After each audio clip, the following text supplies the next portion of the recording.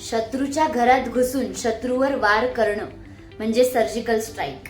मराठ्यांचा एक असा surgical strike ज्यामुळे औरंगजेबाच्या पायाखालची जमीन सरकली. शाहिस्तेखानाची बेइज्जती झाली. कोणत्याही मिसाईल शिवाय आणि आधुनिक शस्त्रांशिवाय रचलेला हा गनिमी कावा, हे धाडस शिवाजी महाराजच करू शकतात. 3 वर्षापासून शाहिस्तेखान पुण्याच्या लाल महालात तळ ठोकून बसला होता. पुण्याची वाताहत करत होता. 5 एप्रिल 1663 ती रात्र महाराजांनी वेश बदलून 400 मावळ्यांसह महालात प्रवेश केला. तिथल्या शांतीचा भंग करत मराठ्यांनी मुघलांवर तलवारी चालवायला सुरुवात केली. एकच भीती पसरली.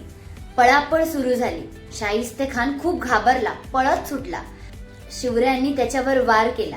त्याच्या हाताची 3 बोटं कापली गेली. जीवावर आलेलं संकट हातावर निभावलं. शाहिस्तेखान त्यानंतर जो उत्तरेत गेला तो पुन्हा कधीही दक्षिणेत आला नाही. तर मित्रांनो, भारताच्या गौरवशाली इतिहासाबद्दल अजून जाणून घ्यायचं असेल तर चॅनलला सबस्क्राईब करा. धन्यवाद.